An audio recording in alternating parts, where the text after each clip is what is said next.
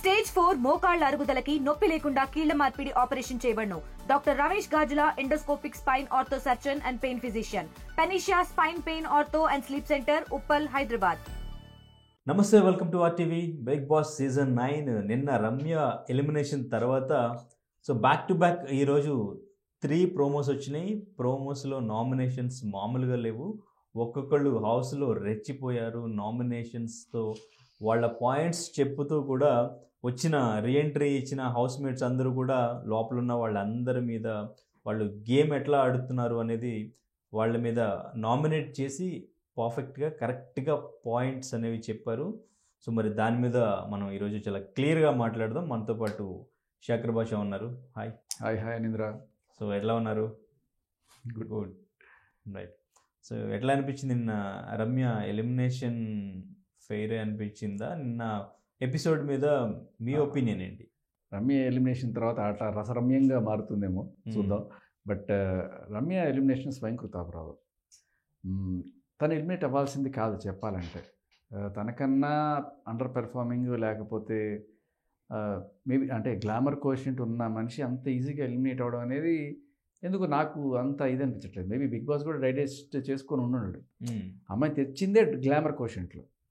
So చాలామంది కన్నా ఈ అమ్మాయి అందంగానే ఉంది కదా, మరి ఆ కోణంలో ఏదో రకంగా బిగ్ బాస్ అట్టి పెట్టుకోవడానికి ట్రై చేసి ఉండొచ్చు. అట్ ద సేమ్ టైం ఈజీగా ఓట్లు వస్తాయిలే అనుకొని కూడా అమ్మాయి ఉండుండొచ్చు. ఇక్కడ ఏమవుతుందంటే బిగ్ బాస్ని కూడా తలదన్నే డిసిషన్స్ ఇక్కడ ఫ్యాన్స్ తీసుకుంటుంటారు. ఎలా అంటే సపోజ్ మీ మీద నాకు వ్యతిరేకత ఉంది, ఓకే, అయితే నేనేం చేస్తాను. ఇప్పుడు సపోజ్ మీరు రమ్య అనుకుందాం. రమ్య ఫ్యాన్స్ ఎవరో కొంతమంది ఆవిడకి ఓట్లు వేస్తారు. బట్ రమ్య ఇంకా దీంట్లో సేఫ్ అయిపోతుంది అనుకునే స్టేజ్లో నాకు అనిపించింది. నేను వేరే వాళ్ళ ఫ్యాన్ అనుకోండి. నేను ఫర్ సపోజ్ శ్రీనివాస్ సాయి ఉన్నాడు అనుకోండి.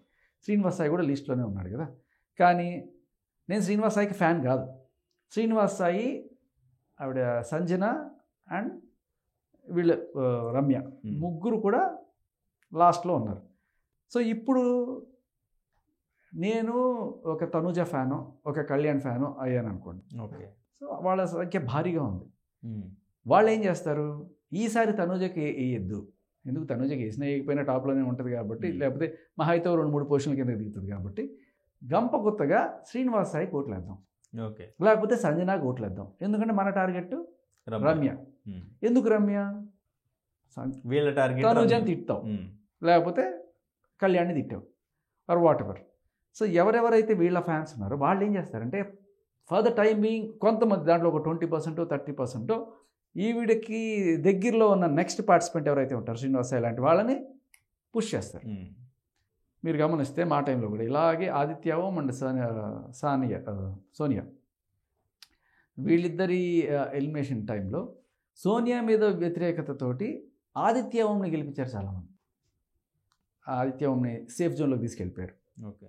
సో అలా కూడా జరుగుతుంటాయి. చాలామందికి వచ్చే డౌట్ అదే.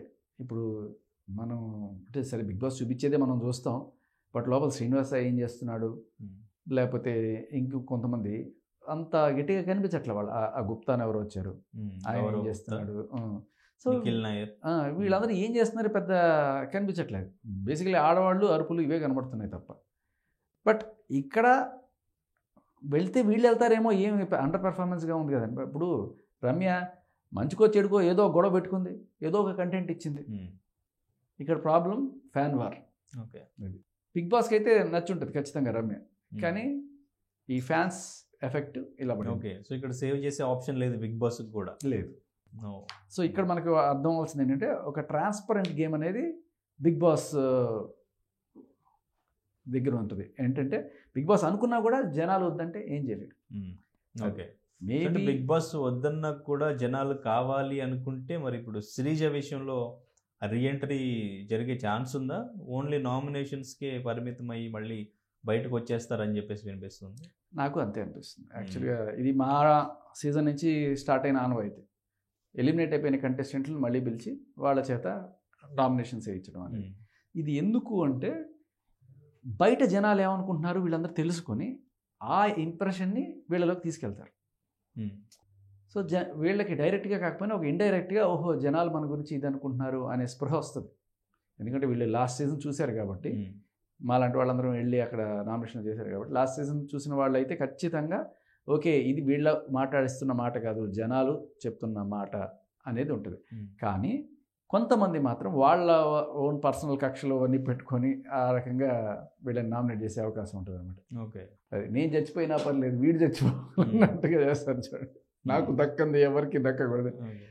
సో ఏదో అన్ఫార్చునేట్లీ ఎలిమినేట్ అయిపోయాను, నేను ఉండుంటే ఇది చేద్దాం అనుకున్నాను కదా, ఓకే నీకు ఛాన్స్ వస్తుంది. సో వీళ్ళు వెళ్ళేటప్పుడు కూడా ఆ టీం వాళ్ళు పిలిచి ఫైర్ అయిపో మామూలు కాదు, ఎవరిని చేద్దాం అనుకున్నారని అడుగుతారు, వాళ్ళ క్యాలిక్యులేషన్స్ ఉంటాయి. ఓకే, సో వీళ్ళు నామినేషన్స్ కి పిలిచినప్పుడు కూడా ముందే అడుగుతారు ఎవరిని చేద్దాం అనుకుంటారు, పాయింట్స్ ఏంటి అని అడుగుతారు. కొంతమంది వీళ్ళ దగ్గర ఒకటి చెప్పి అక్కడ ఒకటి చేసే వాళ్ళు కూడా ఉంటారు. ఓకే, కానీ మరి వీళ్ళు చెప్పిన దాన్ని వాళ్ళు ఏమైనా మ్యానిపులేట్ చేసే ఛాన్స్ ఉంటుందా? వద్దు వీళ్ళని చెయ్యొద్దు, ఈ పాయింట్ చెప్పొద్దు, అలా ఉండదు. కానీ అది అడగడానికి కారణం ఏంటంటే కెమెరా ఫోకస్లు పెట్టుకోవడానికి వాటికి వీటికి, అంటే ఎవరిని హైలైట్ చేస్తూ చూపించాలనే కోణంలో వాళ్ళకి ఎడిటింగ్కి కొంచెం ఈజీ అవుతుంది. బట్ నాకు ఇది డౌట్ ఎప్పటి నుంచో వస్తుంది, నేను అడగడానికి కొంచెం మర్చిపోతూ వస్తున్నా. ఇప్పుడు ఎవరు మాట్లాడుతున్నప్పుడు అక్కడ కెమెరాలు ఫోకస్ అవుతాయి కదా, సో అది ఎట్లా తీసుకుంటారు? అది ఆటోమేటిక్గా అంటే అక్కడ ఆల్రెడీ బోళ్ళ మంది కూర్చొని ఉంటారు. సో ఎక్కడన్నా గట్టిగా సౌండ్ వినబడినా లేకపోతే ఏదైనా జరుగుతుంది అనిపించినా కూడా చెయ్యాలి. యాక్చువల్లీ జూమ్కి వెళ్తుంటారు, అది వాళ్ళ దయమన్న ప్రాప్తం అంతే. ఆ టైంలో ఎవరైనా నిద్రపోతున్నాడు అనుకుందాం, అక్కడ ఏదైనా మంచి కన్సెంట్ జరిగినా రాదు. ఓకే, సో అంటే ఇది ఆపరేట్ చేసే వాళ్ళందరూ ఒకటే చోట ఉంటారు, షిఫ్ట్లో ఉంటాయి, 8 hours షిఫ్ట్లో ఉంటాయి. వీళ్ళు వెళ్ళిపోయిన తర్వాత ఇంకో బ్యాచ్ వస్తారు, వాళ్ళు వెళ్ళిపోయిన తర్వాత జనరల్గా ఎక్కువగా ఆ కిచెన్ ఏరియా వాటిని కాన్సన్ట్రేట్ చేస్తుంటారు. బట్ ఎక్కడైనా జరగచ్చు కంటెంట్. బట్ కంఫర్టబుల్గా సరే గత కొన్నాళ్ళుగా కిచెన్లో ఏం జరిగినా కూడా అవే ఎక్కువ చూపిస్తున్నారు కాబట్టి జనాలందరూ కూడా అక్కడే ఏదో రకంగా కిచెన్ సంబంధించిన చేజిక్కించుకొని, అంటే ఆ కిచెన్ రెస్పాన్సిబిలిటీస్, ఆ చుట్టుపక్కల రెస్పాన్సిబిలిటీస్ ఏదో రకంగా అక్కడ కబుర్లు పెడితే అది వెళ్తుంది. Okay, right. సో అంటే ఇంకా నిన్న జరిగిన ఎపిసోడ్లో తనూజ ఆ గోల్డెన్ బజర్ గెలుచుకున్న టాస్క్ అనేది అంత పర్ఫెక్ట్గా జరగలేదు అని చెప్పేసి, జెన్యున్ కాదు, అక్కడ తను ఏదో పెట్టేసింది, అక్కడ పజిల్ సరిగా ఫుల్ఫిల్ చేయకపోయినా కానీ సంచాలకుగా మాధురి కూడా ఓకే చెప్పేయడం, అటు నాగార్జున గారు కూడా సంచాలక్ది ఫైనల్ డెసిషన్ అని చెప్పేయడం, డెమన్ పవన్ అక్కడ మిస్టేక్ ఉందని చెప్పినా కానీ పెద్దగా పట్టించుకోకపోవడం అనేది కొంచెం నెగిటివిటీ వచ్చింది. తనూజకి సపోర్ట్ చేస్తున్నారు బిగ్ బాస్ టీమ్ అని చెప్పి కామెంట్స్ వినిపిస్తుంది. ఇది చాలా రోజుల నుంచి ఉంది. అంటే ఆ ఛానల్కి సంబంధించిన వాళ్ళు ఎవరైనా సీరియల్స్ కానీ లేకపోతే వాళ్ళ దత్తపుత్రికల్లాగా ఫీల్ అయ్యి వాళ్ళు ఏదో రకంగా బిగ్ బాస్ సేఫ్ చేస్తాడనే ఒక ఇంప్రెషన్ చాలామంది రూమర్స్ ఉన్నాయి. మా టైంలో కూడా మాకు తెలుసో తెలియకో మరి ఎందుకు చేస్తారో మాకు కొంతమందికి ఆ ఫీలింగ్ వచ్చింది. ఎందుకంటే నాగార్జున గారు వచ్చి మాట్లాడుతున్నప్పుడు అంటే నిష్పాక్షికంగా ఉండాలి కదా, బట్ ఎవరినో ఒకళ్ళని కాస్త హైలైట్ చేయడానికి చూపిస్తున్నారు అనే ఒక కోణం అయితే మాకు అనిపిస్తూ ఉండేది. మా టైంలో ఎక్కువగా విష్ణుప్రియని ప్యాంపర్ చేస్తుండేవాడు. ఓకే, సో జరుగుతుంటుంది అయితే అది మేబీ యావరేజ్ అనేది చేస్తుంటారు.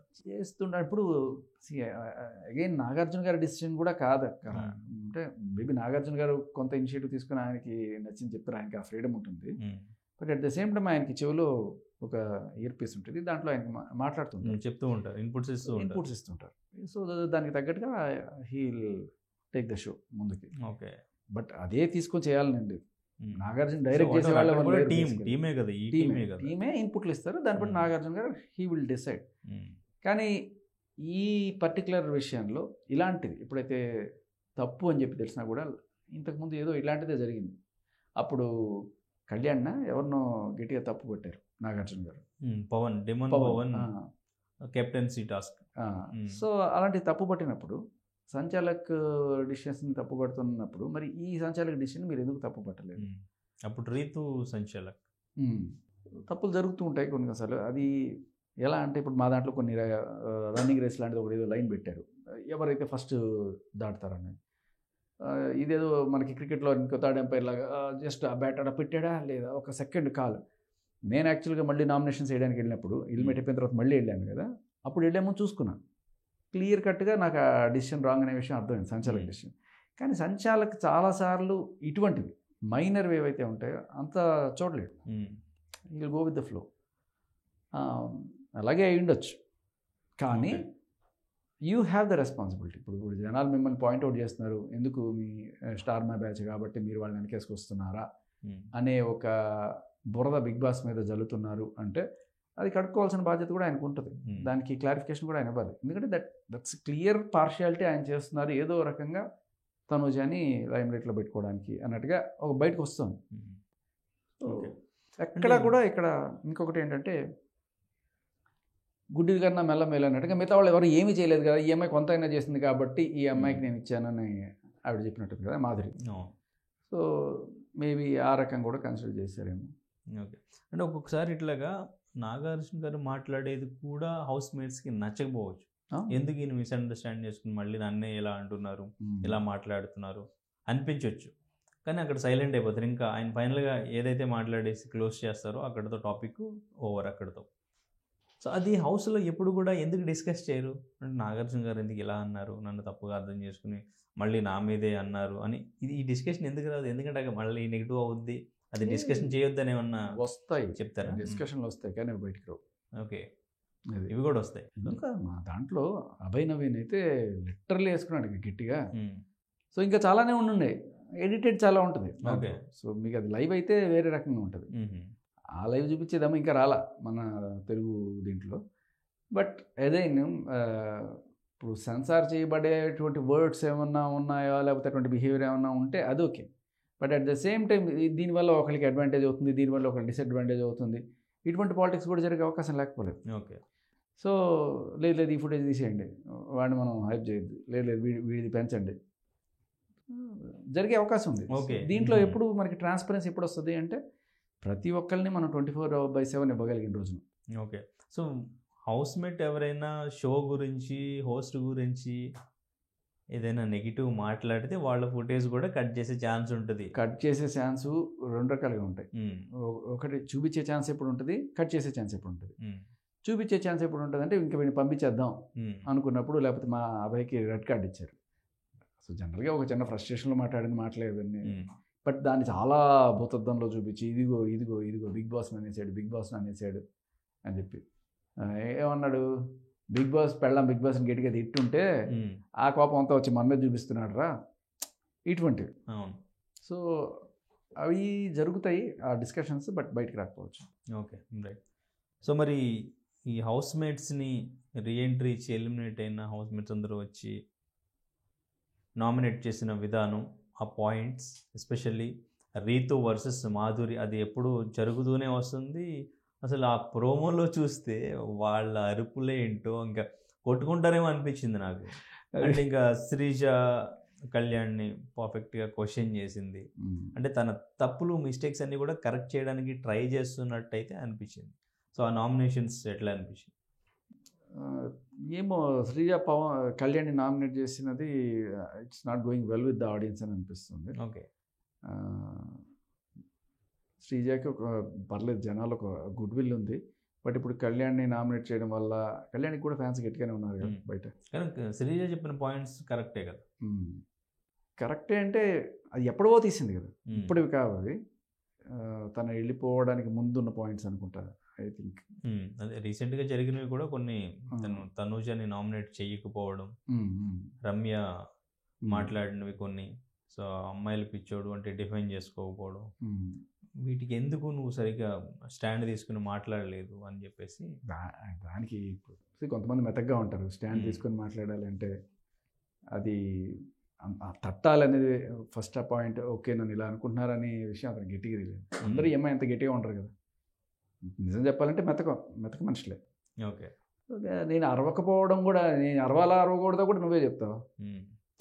సో మేబీ ఆయన తత్వం అయ్యి ఉండొచ్చు. నేను గట్టిగా అందరూ ఈవిలాగా అరవలేరు కదా. ఇప్పుడు వీళ్ళిద్దరు అరుచుకున్నారు, ఎవరు రీతును మాధురి, అలా మిగతా వాళ్ళు అరుచుకోలేరు కదా. మా దాంట్లో నబీల్ అరిచేవాడు గట్టిగా, ఓ అరవడం కన్నా పాయింట్ ఇంపార్టెంట్. సో పాయింట్ ఎట్లా ఉండాలంటే మెత్తడి చెప్తూ కొట్టినట్టు ఉండొచ్చు. That could be like for example ఆడవాళ్ళ గురించి మాట్లాడినప్పుడు ఎప్పుడు నాగార్జున గారు హరీష్ అన్నట్టు ఆడవాళ్ళు నన్ను ఆడవాళ్ళని కించపరిచినట్టు కదా అన్నట్టుగా. అంటే సార్ ఎన్నిసార్లు మీ సినిమాల్లో మీరు ఇక్కడ ఎవడు గాజులు దొడుకొని కూర్చోలేదని చెప్పి ఈ డైలాగ్ ఎన్నిసార్లు వాడారు. మీరు చిన్నప్పటి నుంచి మీ సినిమాలో చూస్తూ పెరిగాము, సో అది జనరల్ క్యాషువల్గానే అన్నారు, మీరు ఇలా చేసుకోవాలి అన్నప్పుడు దట్లీ. సో మేబీ ఆయన కూడా తర్వాత కవర్ చేస్తారు. ఇటువంటిదే వచ్చింది నా విషయంలో కూడా. అది సినిమాల కోసం అయ్యా, నిజం కాదంటే మేమంతా మీ సినిమాలు చూసే పెరిగాం సార్ అన్నట్టుగా. నా విషయంలో అప్పట్లో ఉద్రా సోదర పాట ఇంకా ఇది చెప్పాను అనమాట. ఇది మీరు ఎందుకు మగవాళ్ళ పక్షాన ఎక్కువ తీసుకుంటున్నారు, అసలు ఎందుకు ఇట్లా ఉన్నాయంటే, సార్ మీరే ఇన్స్పిరేషన్, ఉద్రా సోదర మీరు చెప్పారు కదా, అదొక సినిమా కోసం చెప్పానయ్యా. వాట్ ఎవర్ చేసుకోవాలంటే అలా కూడా కవర్ చేసుకోవాలని ఉండొచ్చు. కానీ ఈ ఐడియా నాకు వచ్చింది నీకెందుకు రాలేదు అని నేను ఆయన చెప్పలేను కదా. నా మనసు నాది, ఆయన పేరేంటి మన మాస్క్ మ్యాన్, ఆయన మనసు ఆగింది. నీకు రాలేదు నేను అడగలే. అట్లాగే ఈవిడికి వచ్చింది ఐడియా, ఎవరు మన దమ్ము శ్రీజ, అదే ఐడియా ఆయనకి రాలేదు, కళ్యాణ్కి. గట్టిగా డిపెండ్ చేసుకున్నారు. ఏం చేస్తాం ఆ టైంలో ఐడియా రాకపోతే, అది కూడా తప్పే అంటే ఏం చేస్తాం, ఐడియా రాలేదు ఆ టైంలో, ఆ థాట్ వచ్చి ఉండకపోవచ్చు. ఓకే. ఇంక మాధురి, రీతు, ఇంకా ఫ్లోరా కూడా రీతుని నామినేట్ చేసి ఆ రిలేషన్ గురించే మాట్లాడుతున్నారు వీళ్ళందరూ. ప్రియా శెట్టి, సంజన గురించి, బాడీ షేమింగ్ గురించి. సో వాళ్ళ నామినేషన్స్ జెన్యూన్గానే అనిపించింది. బాడీ షేమింగ్ అనేది కరెక్ట్గానే ఉంది. సంజన నామినేట్ చేయడంలో నాకేం తప్పు అనిపించలేదు. రీతు కూడా షీ డిజర్వ్స్ దట్ నామినేషన్. కానీ అంత అరుచుకునేటప్పుడు చూడడానికి అప్పు ఇది ఒక సినిమాలో పాట ఉంటుంది, మొదన స్టెప్ వాళ్ళంతా తిట్టేందుకు నా ఒకడు మున్సిపాలిటీ పంప మరి అని చెప్పి, మున్సిపాలిటీ పంపుల దగ్గర బిందెలతో కొట్టుకునే వాళ్ళు ఆ గవర్నమెంట్లో వస్తుంది బయట. అంత గట్టిగా అరుచుకోవడం అనేది, సరే ఎంత గట్టిగా అరిస్తే అంత పాయింటే కాదు కదా, పాయింట్ చాలా సెటిల్గా కూడా చెప్పచ్చు. బట్ ఇద్దరిలోనూ పెద్ద గొప్పగా నాకేం అనిపించలేదు, మాధురి అయినా రీతు అయినా కూడా. రీతు చేసేది is not going well with audience.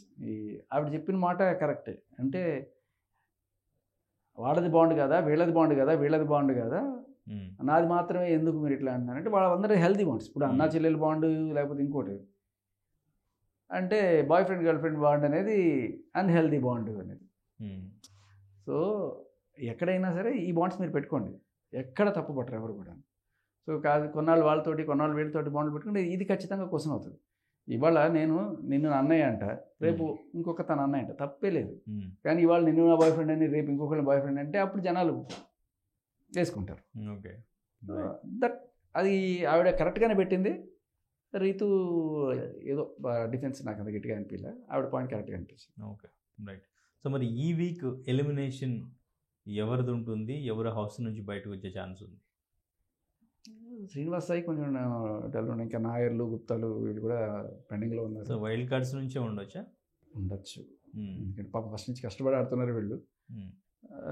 జనాలు కోరుకున్నట్టుగానే, అంటే వీళ్ళు వైల్డ్ కార్డ్స్ ఎప్పుడైతే ఎంటర్ అయ్యారో జనాల్లో పెద్ద రేజ్ వచ్చింది. అసలు ఏం సెలక్షన్ రా ఇది, ఏ బేస్ మీద సెలెక్ట్ చేస్తున్నాం అని చెప్పి మన ఛానల్లో ఇంకా చాలా చోట పబ్లిక్లో మంచి రేజ్. అది బూతులు తిట్టిన వాళ్ళని ఎలా తీసుకుంటామని రమ్యాని గురించి, అలాగే ఏదో ఎక్స్ట్రా అఫైర్స్, అంటే పెళ్ళైన వాళ్ళతో అఫైర్లు పెట్టుకున్నారు అనే కోణంలో ఈ మాధురి గారిని బ్లేమ్ చేస్తున్న వాళ్ళు, ఇలా చాలామంది బ్లేమ్ చేసుకుంటూ వచ్చారు. సో ఒక్కొక్కళ్ళు, ఇప్పుడు రమ్య అయితే ఎక్స్పెక్ట్ చేయలేదు ఎవరు. మేబీ జనాలందరూ కూడా ఈ బూతులు తిట్టే అని చెప్పి చాలా చోట్ల ఎపిసోడ్ బూతులు తిట్టండి బిగ్ బాస్కి వెళ్ళండి అని ఒక టైటిల్ కూడా పెట్టారు. అవును. సో ఈ ఎఫెక్ట్ ఆడియన్స్లో ఎక్కువైందా, బిగ్ బాస్ కూడా గట్టిగా అనిపించిందా, ఎందుకు పంపించేయడమే బెటర్ అనుకున్నాడా అనేది కూడా అనిపిస్తుంది. నెక్స్ట్ వీక్ మేబీ వీళ్ళ ముగ్గురులో ఎవరైనా ఒకళ్ళు ఉండొచ్చేమో, నాయరా, గుప్తానా, లేకపోతే శ్రీనివాస్ సాయి, చూడాలి. Right, thank you. తెలుగులో న్యూస్ కి ఫాస్టెస్ట్ యాప్ ఇప్పుడు టోటల్లీ న్యూ అవతార్లో జస్ట్ 5 seconds లో కంప్లీట్ న్యూస్. సోషల్ మీడియాలో ట్రెండ్స్ కి one stop solution. Live TV app voice search option తో ఇప్పుడే డౌన్లోడ్ చేయండి లేదా అప్డేట్ అయిపోండి. యాప్ లింక్ డిస్క్రిప్షన్ లో ఉంది.